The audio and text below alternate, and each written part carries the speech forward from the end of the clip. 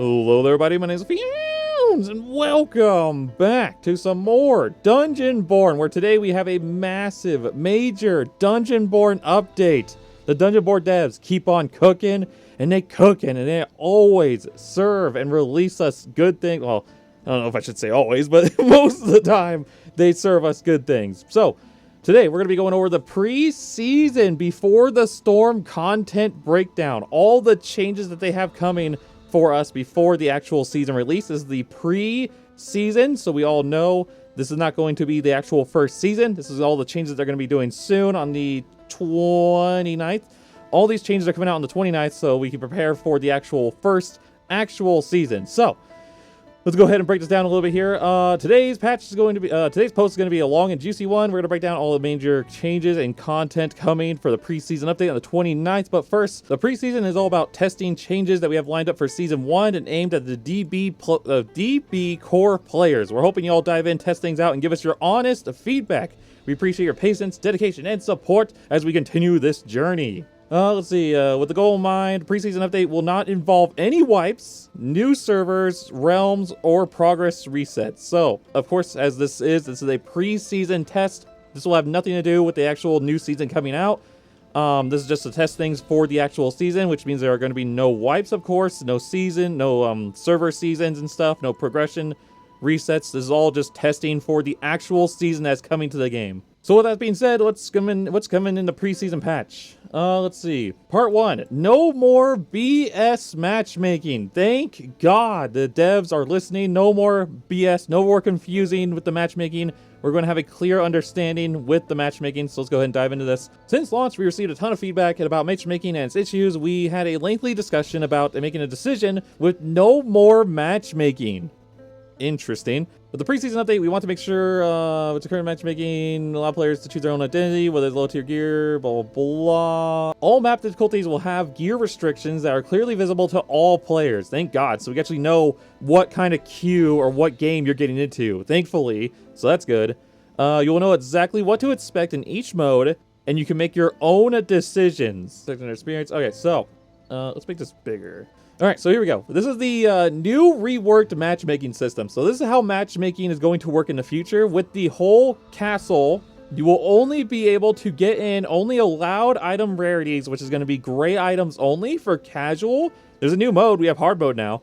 We have casual for castle, which is only gray items, which has a low risk but low reward. Sinner's End, which goes up to green, grays and greens, which is low plus rewards. We have the classic casual, which is green to blue with medium. Classic Sinner End, which is blue to exceptional. That's interesting. Which is medium plus. And then we have the new mode, hard, which is the castle, which is purple all the way up to unique, which is high reward, high risk, high reward. And then the Sinner's End, which is the same exact thing. It's purple to unique, which is, of course, high and high again. So we have a whole new game mode, which is going to be hard mode here. So this is a whole new added game mode. This is probably going to be the new timed game mode. I don't think classic would be timed anymore. I don't think they would do timed classic and hard. So that means you can go into casual and classic whenever you want, I'm assuming. And hard is probably the new timed mode, which means it's going to have harder mobs. Man, stronger mobs than classic is crazy. Like what, nightmare mobs from like Dark and Darker? That'd be interesting. That's kind of cool. So now you will no longer see uniques and legendaries in anything that's classic or casual. You will never see a unique or a legendary in classic or casual. That's good. I like that. That's a good change. Classic and casual, you can now just enjoy without ever seeing uniques. Sinner's End goes all the way up to exceptional, but if you just want to play in just blues and greens, you could do the classic castle one, which is just blue and greens only for medium rewards. So that's pretty interesting. I wonder how good is the loot going to be in hard mode? Because if you're going in with just like purples and up to like unique, like purples to legendaries unique, or like how good is the loot going to be in here? Because it says the rewards are high. So like how good is the loot going to be in hard mode? I'm really curious about that. Hopefully the loot drop isn't too bad for low and medium too. Because for low and medium, the loot should be at least decent so you can get into hard mode more often. Instead of like going to hard mode, dying to someone who has a unique, and then losing everything. And then what, you start back over on casual or something? Casual mode is going to be really good for new players because it's only grays to greens, depending on which game mode you play. So that's going to be really good because you don't have to face anyone in like purples or legendaries and stuff. I might myself become a casual main probably, because unless you have a legendary, like a good legendary or a good unique, you probably aren't going to be able to compete too much in hard mode probably. I don't know. Everyone in here is going to be really geared because it's purples to legendary and unique. Like everyone in here is going to be very geared. Hard mode is going to be super sweaty for sure. So maybe I'll just mainly play classic already. I'm already pretty much just doing that as it is, so I'll probably just stay on classic probably. But we'll have to see. I'll give hard mode some tries. We'll see how it goes. It could be interesting. So that's pretty cool. Alright, so moving on to part 2. Fortune favors the bold. After the update, different changes for difficulty will be more significant. Remove the warding poison circle for casual mode. Interesting. So the storm will no longer be in casual mode. I'm assuming that's just for Sinner's End, right? Because I think Castle doesn't have the poison circle anyways, right? So this is probably just for Sinner's End then. Because I don't think Castle has that anyways. I'm pretty sure it doesn't. I don't play Castle too much nowadays, but I'm pretty sure it doesn't. In Classic and Hard mode, early portals will be replaced by broken portals. Interesting. Green portals, which require a resonant stone to activate the portal. Triple portal requires a one-time consumption of 3 resonant stones. Moreover, their energy forms are unstable and will be destroyed by poison circle. Oh!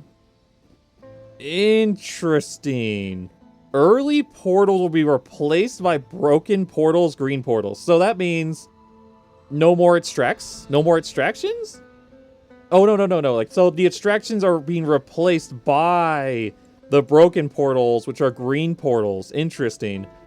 And they require resonant stones. Where do you get resonant stones from? Energy unstable, destroy. They also get destroyed if they get touched by the ring. So these will probably be open at all times. Actually, they'd have to, right?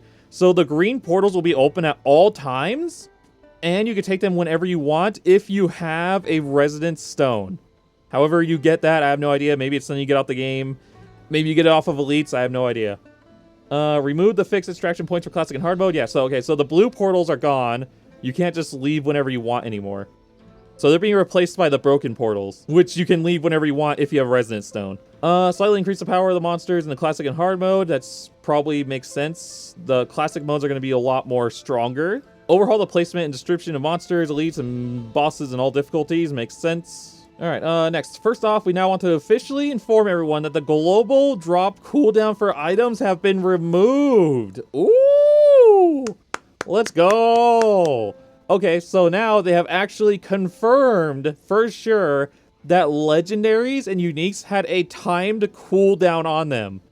The global drop rate cooldown for items has been removed. So now uniques and legendaries can drop at any time. They no longer have a cooldown on them anymore. So now you don't have to wait like 24 hours or like a week or 8 hours to get a legendary or a unique to drop. Now they can just drop whenever. I'm assuming their drop rate is like 0.1% or something. It's probably insanely low, but now they can just drop whenever. So now killing bosses for people is more rewarding now because you actually can get legendaries uniques whenever. It could drop whenever. So it's pretty good, actually. That's a really good change. This is a good change. Also, this does confirm that there was a timer for legendaries and uniques. No one knew for sure. Everybody just kind of assumed and speculated that there was because of based on how often some things would drop at certain times. People assumed that there was drop rates, like a cooldown on drop rates on uniques and legendaries. But this actually confirms that there was one and it has been removed. So now, kill bosses, kill elites, kill everything to possibly get a legendary or unique now. There is no longer a cooldown on them. You could possibly get multiple in just one game if you're super lucky. Moreover, we are including some serious treasures into the game. Some serious treasures? I'm assuming that's what this is about. All right. New items, treasures into the game. Cool. 43,000, 63,000, 100,000 for an urn. Ooh. 130, 200 for, oh my god, 300. Oh my god, the lion's head is crazy. I thought we were trying to fix the economy in this game, not introduce very, very expensive sellable things. 300,000? If you get this, like, if you kill a monster and you get this right away or something, you leave immediately. That's what this is basically one right now. This is basically one legendary ring in the game, like the Pity of Death ring. This is how much Pity of Death is worth right now. The legendary ring. This is basically one Pity of Death ring right now. Oh my god, the economy in this game's so screwed. So screwed. Depending on how often these drop, oh my god. Let's see. You can obtain these treasures items by engaging with the brand new map mechanics seen below. Let's go. So yeah, this is gonna be the new hotspot thing, I'm assuming, down here. Simultaneously, we are rebalancing the loot distribution by reducing the overall drop rates from regular monsters. Slightly increase the drop rates from elite monsters. Oh. So the overall drop rates from normal monsters is being reduced. So you'll probably see less items from just killing bugs and goblins and knights. You probably won't see that many things from those. But they are increasing the drop rates from elite monsters. So such as like the Reaper, the Headsmans, the Minotaur. All those are getting increased drop rates. It's just normal monsters are having their drop rates reduced. So you'll see less things from normal monsters. Makes sense. I can see it. Now you have a better chance of finding those treasures or even legendary equipment when taking down elites. Let's go. Legendary equipment from taking down elites. This change assures that the risk and reward for PvE are more closely aligned. Tired of low drop rate legendary gear and not being able to afford them in the auctions? We've heard your feedback. We believe that those above changes will address the issues head on, making top tier equipment more accessible for a wider range of players because you get more drops from elites. Cool. Awesome. Alright, part 3, a richer experience. We introduced a brand new high, medium, and low resource zones to find treasures throughout the following methods. Consume leyline seals at the leyline altar for random rewards? Interesting. There's a 25% chance to get a treasure item. Ooh. But the altar will drop a guaranteed treasure item after being opened 4 times. Oh, okay. So you have a 25% chance to get a treasured item, but after it's been opened 4 times, it will guarantee you a treasured item, which of course are these items right here. These are treasured items. So you have a 25% chance to get one of these, and then after 4 times, you have a guaranteed chance to get one of these. Oh man, hotspots are gonna go so hard. Dude, hotspots are gonna be crazy. That's gonna be so crazy. Leyline seals are usually found in high resource zones. Okay, so the hotspots, which are tougher monsters and greater risk. You can also find seal fragments everywhere and combine 10 of them for 1 seal. That sounds cool. That sounds cool. So 10 fragments will make 1 seal. Nice, I like that. New chest types can be opened only after you completed special objectives such as killing 10 monsters in the current area. Interesting. So that means you can't just... Oh... That means as a rogue, you can't just go in and loot the chest. You know, like rogues on like boss fights or in Cyclops, they'll stealth in, they'll loot the gold chest behind the Cyclops and then just leave. They'll get the item and not even worry about killing the boss. Well, now there are special objectives where you need to kill 10 monsters in that area to be able to open that chest. It's the only way to open it. That's pretty cool. I like that. Objectives in the game gives you something else to do in the game besides just hunting down players. That's awesome. I like it. You can also directly find treasures from elites, bosses, and other rare chests. Good to know. So gold chests are still pretty good because they're rare chests. Elites, which are Reaper, Minotaurs, Headsmen, and then bosses like Cyclops, Wendigo, Lynch King, or Monarch. That's cool. Please check the graph below for more information about the dynamic zones, levels, and portals, and its routes. Let's check this out. Let's make this bigger. All right, adventure mode, reworks, and examples. So we got the whole new maps. My god, there's so much here. Possible spawn. Oh, we know all the spawn locations now. That's cool. All right, spawn rooms. Low resource zone. Possible player spawn locations. Makes sense. That's where everybody can spawn in the game. 1, 2, 3, 4, 5, 6, 7, 8. So there's 8 spawns in the game total. So there's going to be 8 spawns total in the map. And you can only spawn in these areas. This means that you now know where people spawn, though. So if you spawn here, for example, you know someone could be up here or down here. Or if you spawn here, you know there's a team here or here. Level 1 or elite room. Level 1 or elite room? Oh, 1 or E. 1 or E. Okay. Got it. So it's gonna be level 1 room or it's an elite, guaranteed. Got it. Medium resource room, may contain elites of high rewards upon killing. Level 2 rooms, high resource rooms, rewards, may contain elite monsters. Level 3 elite room, high resources, rewards higher, contains a gold chest. Level 3 rooms contain gold chests.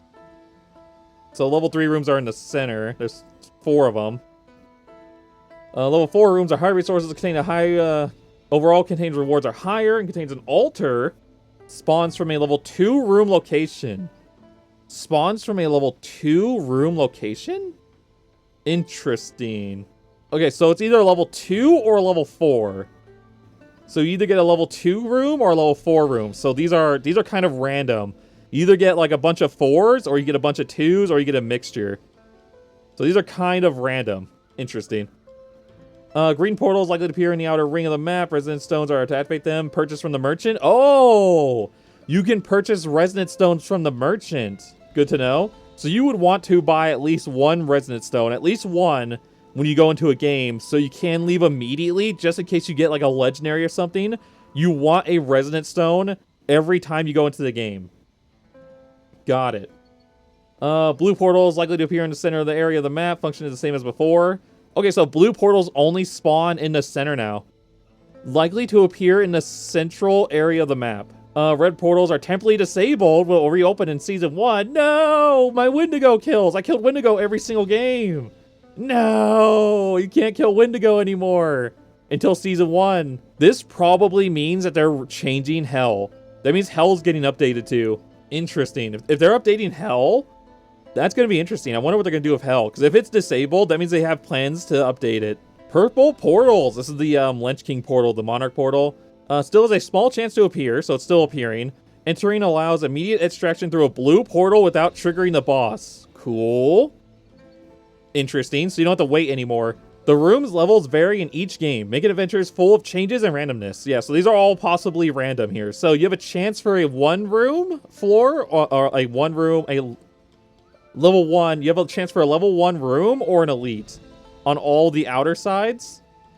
And then, of course, in the center, the 3s are guaranteed. So you always get 3s. These 4s are always guaranteed. But the 2 and 4 rooms are random. So you either get a 2 or 4, a 2 or 4, a 2 or 4, 2 or 4, 2 or 4. But there are 5 of them. This is really cool. Everyone starts on the outer edge, and then you work your way into the center to get the better rewards. That's really cool. I almost feel like the center map should be always a 4. Just because you have to go through so much just to get to the center. This should probably always be a 4, but I don't know. Maybe 2 or 4 is probably fine. Oh, let's see. Oh, my throat. Perform strategies based on the objectives and playstyles, depending on the action. Let's see, blah, blah, blah. Here are 2 examples about hard mode difficulties. Stingy 1, play it safe. The route get 50k gear value. Spawn room 1, level 1. Spawn room elite. Spawn room through the green portal consumes a resonant stone. Extract high. You get 150k in gear value. Okay, so interesting. So you can play it safe. Okay, so the blue person, the blue line here, is this player playing it safe. So you could stay on the outer ring and play it safe. You can go from room to room. You can go up into this room, which is a 1 or elite. You kill whatever's in here. You go in here, you kill whatever's in here. You kill this elite. You go in here, and then you leave through the resonant portal with a stone. And then you can make 50k a game. If you want to play it safe, you can stay on the outer ring and make 50k a game. Or, strategy 2, you can be the player that's in the yellow here. You can go in to the more rewarding zones, kill everything in here, and get out with 150k in value. And then leave in a blue portal. So yeah, those are your 2 options. You either stay on the outer side and play it safe and get little reward. It's still like 50k, that's pretty good. Or you play it risky and go for the center. And then you get 150 if you can get through all of this and you get high value zones. You get like a 4 or something. You end up on some treasures and valuables. Like, you can get 150k. That's like bare minimum too. That's not even high rolling. If you get the lion's head statue, that's 300k. Like, you get a lot if you roll high in these high zones. You can also, if you want to like play like this guy, you play it safe on the outer edge. You come over here if this is like a 2 or a 4. If it's a 4, you kill everything in here. You get the loot, and then if you get a lion's head, you go to the resident extract and you just get out. You just leave. I really like this, actually. This is really cool because this actually really changes how we play the game. And there's actually a lot of people that will probably go for the high loot, high risk, high loot rewards, because there's so much that you can get in here. And there's actually reasons to kill the PvE stuff. There's actually reasons to kill Minotaur, to kill Reaper, because they actually can drop legendaries too. This is really cool. I like this quite a bit. I want to play this right now. I wish I could. This is really cool. I love this layout. This is really nice. Dungeonborne devs out here working hard, boys. Oh, my throat. All right, let's see. Since you want to play it safe, yeah, we already went over all that. Part 4, map structures with better replayability. In the preseason patch, we were taking a hard look at the map and the terrain and made some much needed improvements, fixing some of the areas that didn't quite make sense. Awesome, so we got some map changes. For instance, we added another ramp to the Cyclops Tower, which makes sense. That's cool, because just being able to camp the Cyclops Tower as like multiple pyros was just, it was silly. It was really dumb. So having multiple ramps to get up there is really good. We created new pathways and alternate routes to get around the maps, to get stuck at checkpoints. Made some zones improvements, overhaul function. All right, so let's pull this up. All right, so we have the before and the after. So this is the old colossal. This is the old castle, and this is the new castle. So I'm assuming all the yellow spots are the hot spots. These are all the hot spots in the map. I can tell by the treasure chests right here. So these are the treasure chests in these spots. Before and after, huh? Oh, this is new. This is new right here. Oh, this is also new right here. This is also new. Okay, one second. Okay, one second. Whoa, wait. All right. I'm going to take a moment real quick here to, like, take this into paint because there's things here that I want to mark up real quick here. So give me a moment. I'll be right back. All right. I think I have... This took a little while. I think I have every new location or pathway that has been added to the map. I think. I might be missing 1 or 2 here or there. I'm not sure. Every time I saw one, I saw another new one. So it is quite possible that I am missing some locations, but I think I got majority of them. I think I got most of them. So there's like new pathways here compared to the old one. There's a new long one right here, of course. There's a whole new room right here. This is completely new. There's this area right here. There's these 2 areas up here. There's this area that cuts through right here. So yeah, I'm pretty sure I have just about all the new areas. I might have missed 1 or 2 here. If I did, let me know. But I'm pretty sure this is all of the new areas. Also, one thing to take into consideration, there's a headsman right here in front of Cyclops defending the castle. There's a headsman right here, which is interesting. That's kind of cool. I kind of like that. Yeah, so I'm pretty sure I got all the locations. If not, I might have missed a few here or there, but I got at least the most of them, at most. All right, part 5, more rewarding PvP encounters. We are saying goodbye to the mithril dice and hello to insurance. Okay, so we're getting the insurance system then. You can insure 1 gear slot of your choice. So you can only insure 1 item, but it will cost you more than the mithril dice did before. If another player takes you out or kills you, they can loot your insurance fee. Check the graph below to see how it works. So now in PvP battles, you can extract the loot, resonance stones, valuable gear sets, insurance fee, and even treasure items they got for killing elite monsters. Oh, I feel like my throat's going out. All right, let's pull this up. Choose a piece of gear to insure by spending gold. Spend gold to insure equipment. 1 choice above. Lose insurance from the dice death upon adventure. Once insured, you will have one chance to keep your insured gear upon death during the adventure. You'll insure your ring. It will cost you 13,000 gold to insure this ring. Interesting. When you kill a player during the adventure, you can loot their insurance costs and sell it to a merchant. Insurance premium. Oh, okay, so they're keeping... Okay, so the dice are still in the game. It's just now an item that you loot off of their insurance, like, piece. Their, like, saved piece. So he has his chess piece here saved with dice. I can take his dice, and then I put it in my inventory, and I can sell it for 11,000 gold.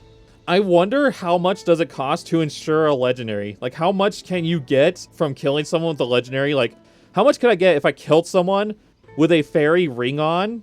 If they had a fairy ring insured, how much do I get for that? We talking like... Because this is a green chest, right? This is just a simple green chest piece because it's green here. It's uncommon. For 11,000. Like, that's just a green. So, like, we talking like 50k, 60k, 100k. What about a unique? If I kill someone who has a unique, do I get like 100,000 or something? I'm really curious. Like, how much can you get for a legendary? This is pretty cool, though. So it's an insurance system. We're still kind of keeping dice. It's just not dice anymore. Actually, well, it's an item that you could sell now if you kill someone. So that's cool. Insurance system is interesting. I'm curious. If I spend the gold to insure something, because it says during the adventure, do I keep the item insured until I die, or is it only for that one game? Do I get my gold back? I'm assuming I would get my gold back. That makes the most sense to me. Or does that one item stay insured until I die? Like, let's say if I do 6 games in a row and I haven't died yet, is that one piece still insured, or do I have to keep reinsuring it? Or does it stay, like, diced and safe until I die? I'm really curious how that works, because, like, if you have to keep putting insurance on a legendary, some people actually might forget to put insurance on their legendary, and they might just go into a game and just die. Because right now, it is actually kind of common. Not super common, it's a little common that people actually forget to dice their legendaries, and you can actually kill someone with an undiced legendary and just get that for free. So I'm curious, does, like, the insurance stay until you die, or do you have to keep putting it on every single game? Alright, part 6, Our Vision. In the new Dungeonborne, we make your decisions to feel like a calculated risk. Sure, getting those high rewards will be more challenging, but we want to make sure that the rewards are worth the risks that you're taking. The new insurance system will ensure that you get what you earned after a tough battle. Oh, my throat. With new hotspot zones, elite monsters dropping way better loot, the meta will no longer be mindlessly farming mobs and chests as fast as you can. You'll have to battle for epic rewards. The preseason packs bring several fundamental changes. Directly finding legendaries and unique is no longer the sole endgame goal. Interesting. We introduced treasure items and high-value resource zones, or hotspots. Each game will feel more strategic and have more competition with other players. Will be more intense and thrilling than ever before. Overall, you'll be getting more gold, sellables, and fewer equipment drops. Of course, because mobs will drop less loot. You'll get more loot from elites and bosses and stuff. They said that up above. This should make each piece of equipment feel more meaningful and exciting to find. You'll encourage you to do more trading too. We believe these changes are going to take Dungeonborne into a replayability and fun to the next level. That's true, I agree. We'll be able to actively choose your role and you want to play on, feel more competitive. Blah, blah, blah, blah, blah. Part 7, final thoughts. Thank God, my throat is going out. We believe the pre-patch and changes in the future will put Dungeonborne to the right path. We just need a little time, which is true. I've always said this. Like, Dungeonborne just recently came out. It's been out for a few months now. Every game, even Dark and Darker, literally has issues. So many people said, like, Dark and Darker does everything perfect. Even right now, Dark and Darker has issues that people don't like the meta in the game and stuff like that. So to add, like, Dungeonborne doesn't need time to get better is just crazy to me. It blows my mind that people are just like, this game should have been perfect day one. Let's see, mini-grains go through up and down early access. This is true. Baldur's Gate 3? Baldur's Gate 3 had issues? In early access? Hunt Showdown, I know, had issues, because I played Hunt Showdown. But Baldur's Gate? I've never played Baldur's Gate. I have no idea. They had their low points in early access after 1 or 2 years. Development, support the community. They've achieved what they are today. We believe that Dungeonborne is a similar place right now. We are grateful to continue our feedback and thoughts. Dungeonborne going on. We pledge to be more open and receptive to your opinion. We want to make sure that Season 1 officially launches. It'll be a great game that was worth coming back to. I cannot wait for Season 1. It'll be awesome. I can't wait for this pre-patch, actually. I want to play this now. Good thing this is only in 2 days. I want to play this now so badly. We hope that you are pumped about the changes as we are. There's even more coming that we haven't touched on yet, so keep your eyes out for another announcement tomorrow. I gotta make one of these tomorrow too? Okay, well, we got even more stuff coming tomorrow, and I am definitely pumped about all these changes. I like the dice change, the new insurance system. I like the new map layout and the changes for that too. I love the hotspots. Hotspots were one of the things I said should be in this game, so super happy about that. The new layout and stuff like that. Everyone starts on the outer ring and they fight towards getting the center. That's really cool. I like that. Treasures are very valuable. I thought we were trying to fix the economy, but I guess not. Everything's gonna go way up in price now. I love this. I love the new actual rework to difficulty, like the new matchmaking system.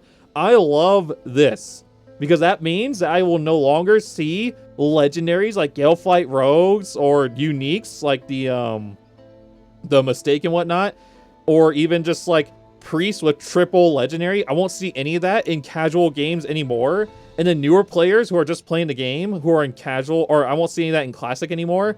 Newer players who are new to the game playing casual will not see anything above green depending on what map they play. So that's awesome. I'm looking forward to these changes the most. I can't wait to play this, and hard mode is going to be so sweaty. There's going to be so many people geared in hard mode. I actually am curious. I'm actually curious, how does all this work with Swordmaster, though? Because Swordmaster usually brings in gray swords from the trader. Can you bring in gray swords into hard mode? Or, oh my god, if you had to come in with purple swords as a Swordmaster into hard mode, oh my god. Oh my god. That would be, oh, Swordmasters, you're going to have to spend so much money to go into hard. Even in classic, you gotta come in with at least greens for castle, green swords. You can't bring in gray swords. I'm really curious how all this works with Swordmaster. Damn, Swordmaster's probably just got screwed by all this. Because if you could bring in items in your inventory and it doesn't count those items, that means you could come into like casuals with like purples and legendaries and whatnot, right? If it doesn't count your inventory. So it has to count your inventory. It has to. Which means you can't bring gray swords into higher lobbies. Because you have to come in with this like gear level. Like if you want to go into classic center N, the lowest you can come in with is blue. You have to come in with blue swords. Interesting. I'm really interested how this works with Swordmaster. Maybe Swordmaster just ignores this stuff maybe. With swords maybe. I'm really curious they took Swordmaster into consideration. There's also one more thing I do want to touch on. It has been going around in the general chat. It is something that I do want to touch on because it is something I don't know if it's true. Oh, here we go. Okay, so this was shown on Firebox's stream, Twitch, whatever. I don't know what he streams on. I don't know the guy, but this is something that he shared, his messages. This is something that's been going around quite a bit right now. And apparently Hellhammer said that there's going to be no solos in hard mode. So you will no longer be able to queue up in hard mode as a solo. There'll be no solos in hard mode. I don't know if this is true. I don't know if any of this is just like faked or if it's edited. I have no idea. I can't see all the DMs. We just see these two messages and that's it. So I have no idea what else is said above this or below this. No idea. But if we are to believe that this is true, then that means we will no longer be able to play solos in hard mode, which I think is kind of, I don't know. I don't think that's super fun, I guess. Isn't most of the community in this game solos right now anyways? I don't think a whole lot of people play duos and trios, especially trios. Like, you know how you have to have two people available every single time you want to go into hard mode? Like, that's asking for a lot. But yeah, so apparently there might be no solos for hard mode. I think this is a really bad decision. I don't think this should be a thing. I think there should be solos. I know the whole thing is that I've heard this before, that Dungeonborne devs say that it's really hard to balance the game around like 3-mans and solos. Like if you balance it for solos, then 3-mans are overpowered. If you balance for 3-mans, and solos aren't really good. So like it's hard to balance it for both. And I know Dark and Darker has the same issue. Dark and Darker has a hard time balancing for trios and solos. But then why not just balance for trios and just say screw solos? Like just let everyone know, just put like a notification on the game or something like that, that solos aren't meant to be balanced. If you want to play solos at your own risk, but don't remove solos from hard mode. Don't just remove like a good amount of your player base for playing the newest game mode in the game. Like solos is like, you can't always have people available. That's just unrealistic. I don't think solos should be removed from any mode, in my opinion. Just don't balance for solos then. Ironically, the most balanced thing in this game is solos. Ironically, because okay, so would you rather play in a mode with 3 people where you can get 10 times lightning staff, 10 lightning staffs in a row? Like with the legendaries, you get shocked 10 times and you just die. Or like a whole team of lightning staffs, which technically is 15. If they all have lightning staffs, that's 15 lightning shocks. Would you rather that or just 5 in solos? Ironically, solos I feel like is the most balanced in this game, ironically, in my opinion. Would you rather fight 3 pyros or 1 pyro? Like, would you rather fight every team having a priest healer or just 1 priest healer? Like, I don't know. I feel like solos is ironically the most balanced in this game, ironically. But like I said, I don't know how true this is. I don't know how true this whole thing is. I think removing solos from hard mode is a bad idea. If this is true, I don't know. It's just something that everyone's talking about right now. If this comes out and hard mode is no longer for solos, like you can't queue solo into hard mode, I will probably only ever play classic. I will probably almost never play hard mode unless other people are on for me to play with. If I can't queue if it's solo, why would I play it? I'm a solo player. I don't have friends and stuff like that. So I I can't play this most of the time. But yeah, I don't know how true this is. I'm assuming this is true maybe because it was on stream, I'm guessing. I have no idea.